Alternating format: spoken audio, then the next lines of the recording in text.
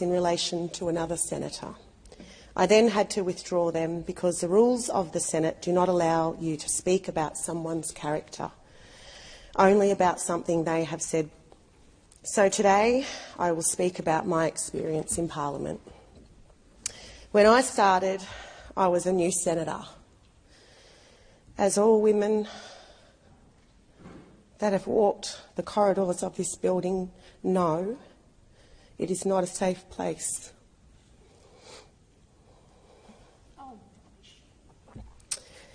You are often alone in long corridors with no windows and in stairwells hidden from view where there are no cameras.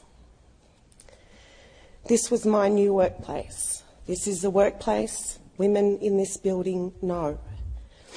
I experienced sexual comments and was inappropriately propositioned by powerful men.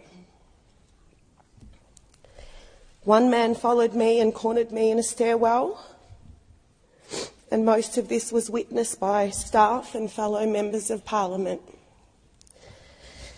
No one witnessed what happened in the stairwell, as there are no cameras in stairwells.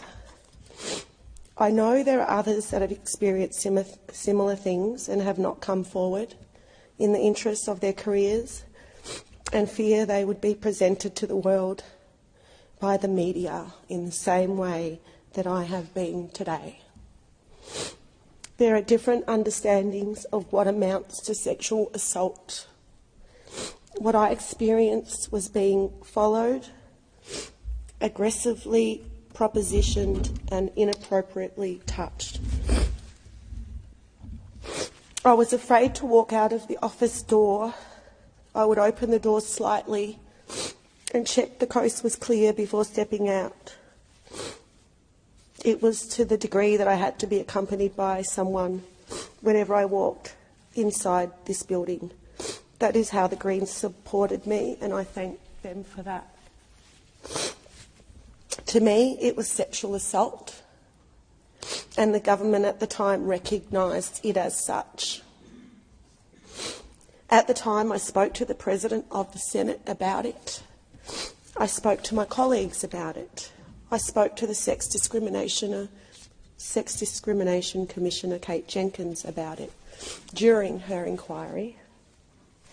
I spoke to senior leaders in the Liberal Party and was assured the Prime Minister was informed. At the time, I was convinced that the government believed me. Their actions in immediately moving the person's office reassured me that they understood the seriousness of what I experienced. I did not make the incident public at the time because it was during the time Brittany Higgins had made her experience in this building public. I did not want to have anything taken away from Brittany's experience and her bravery in coming forward. I believe that was the right decision. My faith in the Liberal Party was not the right decision. Until yesterday, I thought they had taken this matter seriously. But then yesterday, I had to listen to a senator who has made me feel unsafe speak on how important it is to keep women safe in Parliament. Silence is violence. And yesterday I could not stay silent. As someone who has knowingly made me feel unsafe, had the gall to stand up in front of Parliament and preach about protecting women. This was not an isolated incident, and there are others I could name who have inappropriately touched me, invaded my space and knowingly made me feel unsafe. I am disappointed by the reaction of the senator. Instead of stepping up, taking accountability for the fact that he made me feel unsafe, he denied it. He asked his lawyers to send a letter, the same lawyers who represented Christian Porter. This type of behaviour makes it harder for other women to come forward. The standard we walk past is a standard we accept for ourselves too.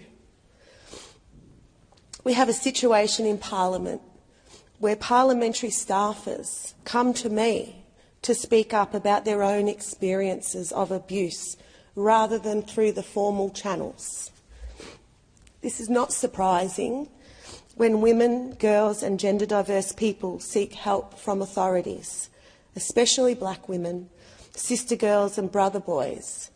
We are so often met with negligence, dismissal or further violence.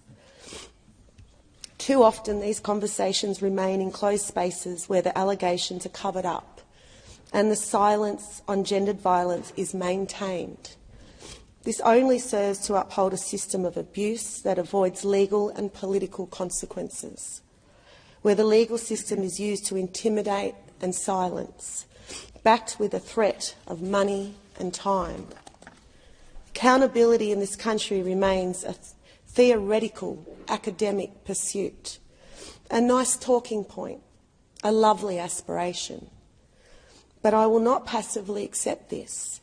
My testimony is one of action and resistance every day in this place. Violence against women, girls and gender diverse people is a product of gender inequality and systemic gender-based discrimination. On average, 1 woman a week is killed in this country. 1 out of every 5 women in Australia will be sexually assaulted or raped in their lifetime. And if you are not white, those statistics are even higher. Perpetrators are made by certain conditions. If we want change, we need to change those conditions. I will not pursue legal action against the senator. I will not go to the police. This is my choice. But I will continue to speak out against the abuse and harassment that happens in this building. That is my choice. I want to focus on making this place safe for everyone. And at this moment, it is not a safe place for women. And I call on the government to immediately increase the number of security guards in the building and cameras in the corridors, and to consult women who work here on what measures can and should be taken. I send my love and solidarity to all women, girls and gender diverse people out there who experience the many different forms of sexual violence. And to all those survivors, we must continue to stand strong, stand together and never be silenced.